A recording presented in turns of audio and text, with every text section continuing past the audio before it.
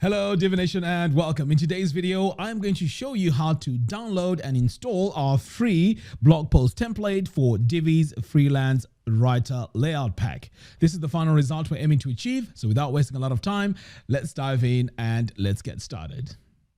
All right, so the first thing you need to do is to head over to this blog post, which I'll link to in the video description below.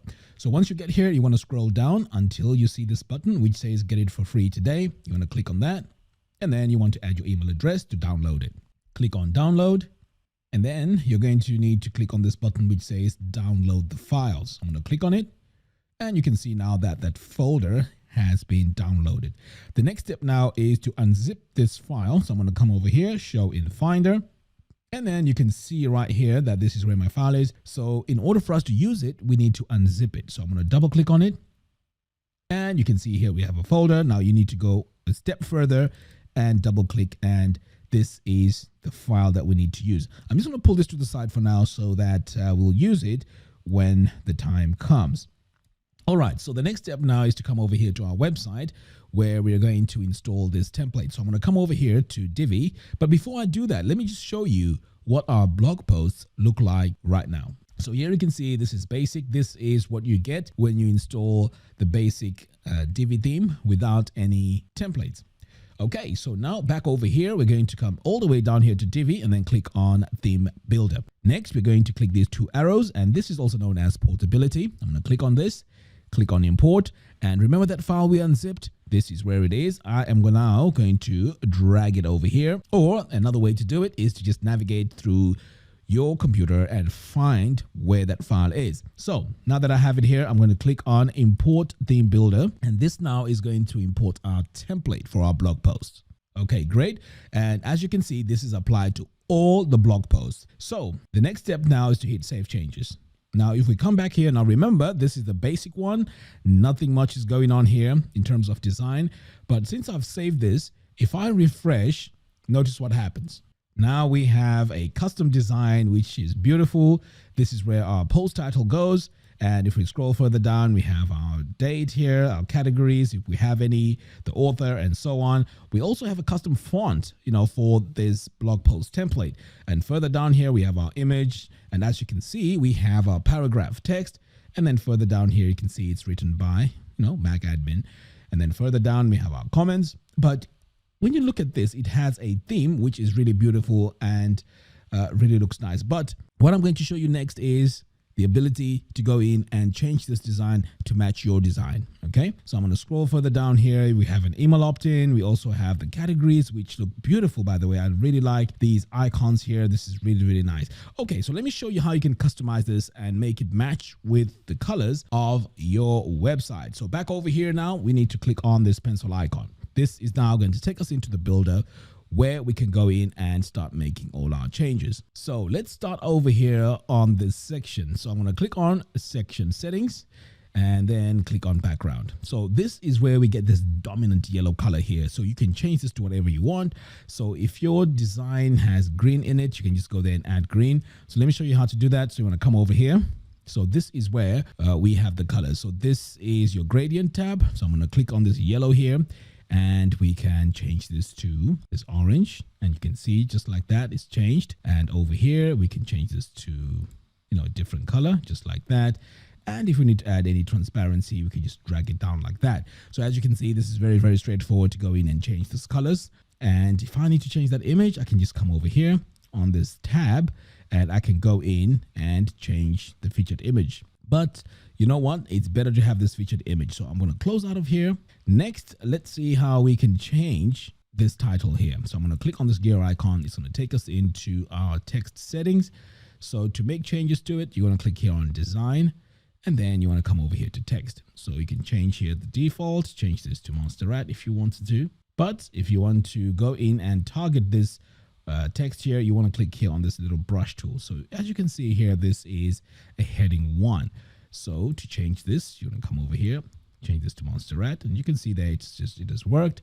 And if you want to do further customizations, for the letter spacing, you can play around with the letter spacing here, just like that. And you can also add a bit of line height.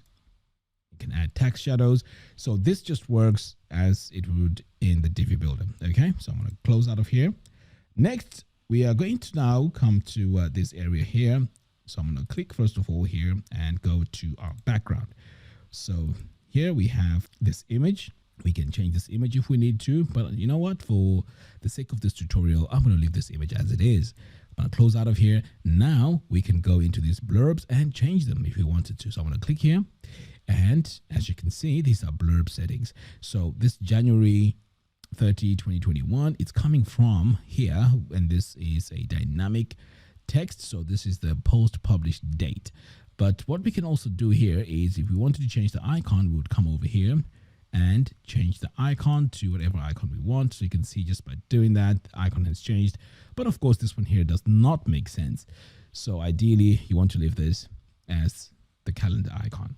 Back over here on the design, we can go in and change the text. So you can see I clicked here on this brush tool, which will take us straight to H4. So this is where you can go in and change the font. So I've just changed it to Poppins, and we can make it all caps if you want. And also if you want to change the color, you can go in and change the color just like that. So as you can see, it's very, very easy to go in and make changes. So I'm going to close out of here. And this is the same design you can apply to all of these. Next, I'm going to come over here now to our post content. So I'm going to click on this little icon here to take us to our post content settings. So let's start off with the heading. So if you wanted to change this heading font, you can just click on this brush tool and it's going to take you to all the headings. And this is where you'd go in and change your text. So now I've changed this to Poppins, and you can see here that it's very, very easy to change. If you wanted to change the paragraphs as well, you can just click on this brush tool and then change this from Ubuntu to Poppins, just like that. Okay, so once you make all these changes, this is going to update your post template and make it reflect this changes that we've just done here. Okay, great. So if you want to continue on and customize this, let me just close out of here so I can show you how to do the next part. So let's go in here and click on this gear icon. So this is going to take us into our text settings. So over here, you can see here we have quite a bit of information. We have this ABB. Now, if you can't see it, it is right here. It's very light in the background right there. Okay, so you can change this to whatever you want. So let's say you want to change more letters or add more letters. You can see they've been added just like that. So this is a bit of a design element and it looks really, really nice. Okay, so moving on, let's go in and make some changes to this module. So here is a blurb module as well, like how we had it before. And this is working with dynamic text, and this here is our title, and it's dynamically linked to the post author, and the body here is the author bio. Okay, fantastic. And if you want to go in further and customize the image here, you can go in and make some changes to it just by going into that. And also you can go into the text here, change it from Ubuntu to Poppins, for example. And this written by John here, we can also change that and change it to Poppins as well. So this is just a demonstration to show you that you can make changes to this template. Okay, so I'm going to close out of here. And then further down here, we have the comments area. And again, you can just go into this module and make your changes. But the part I'm interested in is all the way down here, the subscribe area. Okay, so first of all, if you want to change that color, you want to come over here to section settings, click on background. And this is our dominant color. As you can see, you can just change this to whatever color you want by clicking your colors. If you wanted to go in here, you can choose your colors by just playing around with our color palette here. Okay, I'm going to close out of here. Next, this is the email opt-in, and for this to work, you want to click here on this gear icon and go into the email opt-in settings. So the settings here are very important because this is where you want to link your form to your email service provider. So I'm going to scroll further down here until I find email account. So as you can see, we have quite a few email accounts. So you can choose your one. So if it's, let's say, for example, ConvertKit, you want to add it here. You select your list. And when you click add, it's going to ask you for your API keys. So this can be found in your email service provider. Usually it's on the settings, your account settings. So once you find your API keys, you add them on here, and this will link Divi with your email service provider. So once that links, that's perfect. As people are adding their email addresses, they will be added onto that email database. Next, let's take a look at how we can customize our success action. So over here, you can either have a custom message here to say thank you maybe, or you can click here and redirect to a custom URL, and this is where we can add a custom URL. Usually what works great here is a thank you page, which has, further instructions or even an upsell to a product. So this is where you would add it. Okay, so once you do that, this will be connected.